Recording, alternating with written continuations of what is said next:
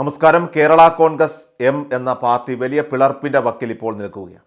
മലയോര കർഷകരെയും അതുപോലെ തന്നെ അധ്വാനിക്കുന്നവരെയും ഒക്കെ തന്നെ ഒപ്പം ചേർത്താണ് KM മാണി തൻ്റെ അധ്വാനവർഗ സിദ്ധാന്തം അതെല്ലാ തരത്തിലും പ്രായോഗികമാക്കിക്കൊണ്ട് പാർട്ടി എന്ന രീതിയിൽ എക്കാലത്തും തനിക്കും അതോടൊപ്പം തന്നെ തൻ്റെ സന്തതി പരമ്പരകൾക്കുമൊക്കെ തന്നെ സുഖലോലിപമായി തന്നെ ജീവിക്കാനുള്ള വലിയ തോതിലുള്ള ഒരു രാഷ്ട്രീയ അടിത്തറ ഉണ്ടാക്കിയെന്ന് വിചാരിച്ചുകൊണ്ട് കാലമത്രയും മുന്നോട്ട് പോയത്. എന്നാൽ KM മാണിക്ക് ശേഷം കൈമാറി വന്ന പാർട്ടിയാകട്ടെ ജോസുമോൻ്റെ കയ്യിലെത്തിയപ്പോൾ കാലിടറി എന്ന് പറയാം. അങ്ങനെ ആ പാർട്ടി കുളം തോണ്ടുന്ന രീതിയിലേക്ക് ഇപ്പോൾ നാമാവശേഷമായി മാറിക്കഴിഞ്ഞിരിക്കുകയാണ്. കേരള കോൺഗ്രസ് എമ്മിനെതിരെ തന്നെ അവിശ്വാസം പ്രകടിപ്പിക്കുന്ന അസാധാരണ സംഭവങ്ങൾക്ക് പാലാ നഗരസഭ ഇപ്പോൾ സാക്ഷ്യം വഹിക്കുകയാണ്. പാലാ എന്ന് പറയുന്നത് മാണി കോൺഗ്രസിൻ്റെ തട്ടകമാണ്. ആ പാലായിൽ തന്നെ പാർട്ടി ഇപ്പോൾ നെടുകെ പിളരുകയാണ്. അതും UDFൻ്റെ പിന്തുണ തേടി തന്നെ പാർട്ടിക്കുള്ളിലെ നേതാവിനെതിരെ പോരാടുകയാണ് കേരള കോൺഗ്രസ് എം. അതായത് സ്വന്തം ആസ്ഥാനത്ത് പോലും ഒരു സംഘർഷത്തെ നിയന്ത്രണ വിധേയമാക്കാൻ പറ്റാതെ ഇപ്പോൾ മാണി കോൺഗ്രസും ജോസ് കെ മാണിയും തൃശങ്കുവിൽ നിൽക്കുന്ന അവസ്ഥയിലാണ്. അതായത് പാലാ നഗരസഭയിൽ UDF സ്വതന്ത്ര കൗൺസിലർ നൽകിയ അവിശ്വാസ പ്രമേയം ചർച്ചയ്ക്കെടുത്ത് കഴിഞ്ഞിരിക്കുകയാണ്.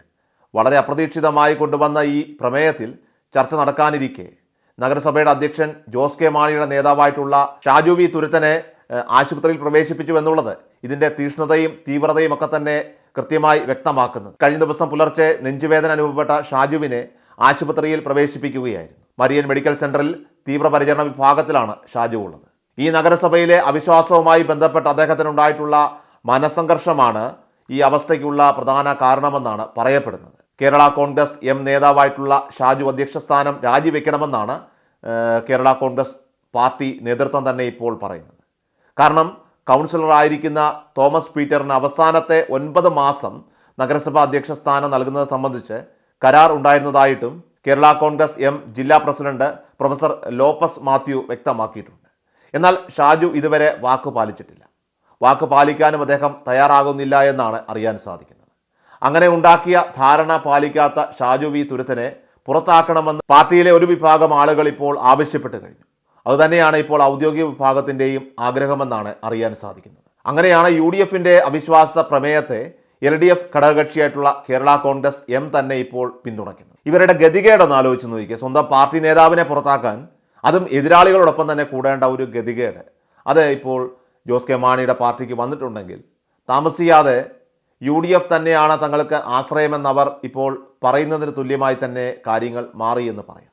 അതുകൊണ്ട് തന്നെ UDF കൊണ്ടുവന്ന ഈ അവിശ്വാസത്തെ LDF അനുകൂലിക്കുന്നത് രാഷ്ട്രീയമായിട്ടുള്ള പ്രത്യാഘാതം ഉണ്ടാക്കുമെന്ന് ഇപ്പോൾ നേതൃത്വം സംശയിക്കുകയും ചെയ്യുന്നു. ഭരണപക്ഷത്ത് കേരള കോൺഗ്രസ് എം 10 സീറ്റുകളും CPM 4ഉം CPI 1 എന്നതാണ് കക്ഷിനില. അങ്ങനെ 15 സീറ്റുകളുണ്ട്. ഈ CPMൽ നിന്ന് പുറത്താക്കപ്പെട്ട ബിനു പുളിക്കണ്ടവുമുണ്ട്. അതുപോലെ തന്നെ ബിനുവിനൊപ്പമുള്ള ഷീബ ജിയോയും അവരാകട്ടെ LDF യോഗത്തിൽ പങ്കെടുക്കുകയോ അല്ലെങ്കിൽ കത്തിൽ ഒപ്പിടുകയോ ഇതുവരെ ചെയ്തിട്ടുമില്ല. 2 അംഗങ്ങളുടെ കുറവ് വന്നാലും അവർക്ക് ഒരു പ്രശ്നവും വരാനുമില്ല. കാരണം UDFലാണെങ്കിൽ കോൺഗ്രസ് 5, അതുപോലെ തന്നെ കേരള കോൺഗ്രസ് 3, UDF സ്വതന്ത്രൻ 1 എന്നിങ്ങനെ 9 അംഗങ്ങൾ മാത്രമാണുള്ളത്. ഏതായാലും UDFന് ഭരണം ലഭിക്കാൻ സാധ്യതയില്ലെങ്കിലും LDF ചെയർമാനെ അവിശ്വാസത്തിലൂടെ പുറത്താക്കാൻ കഴിഞ്ഞാൽ തന്നെ അത് UDFൻ്റെ രാഷ്ട്രീയ വിജയം തന്നെയാണ്.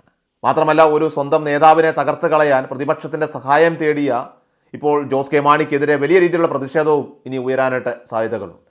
ഏതായാലും ഒരു കാര്യം ഇപ്പോൾ ഉറപ്പിക്കാൻ സാധിക്കും. ഒരുപക്ഷെ പിണറായി ഭക്തി കൊണ്ട് ജോസ് കെ മാണിയും അതോടൊപ്പം തന്നെ കേരള കോൺഗ്രസ് എമ്മും UDFലേക്ക് ഔദ്യോഗികമായിട്ട് പോകണമെന്നില്ല. എങ്കിൽ പോലും 2021 ഉള്ളതിൽ നിന്നും നേർ വിപരീതമായി തന്നെ ഇപ്പോൾ മാറി കേരള കോൺഗ്രസിൻ്റെ വോട്ടുകൾ അതെല്ലാം തന്നെ ഛിന്ന ഭിന്നമായി പോയിരിക്കുന്നുവെന്ന് നമുക്ക് ഉറപ്പിക്കാൻ സാധിക്കും. അതിൻ്റെ ഒരു വലിയ സൂചന തന്നെയാണ് ഇപ്പോൾ പാലാ നഗരസഭയിൽ കേരള കോൺഗ്രസുകാർ തമ്മിലടിക്കുന്നത്. എല്ലാ ദിവസവും വാർത്തകൾക്കായി സബ്സ്ക്രൈബ് ചെയ്യുക, ഫോളോ ചെയ്യുക. വാർത്തകളുടെ നോട്ടിഫിക്കേഷനായി ബെൽ ഐക്കൺ എനേബിൾ ചെയ്യുക. Please subscribe our channel.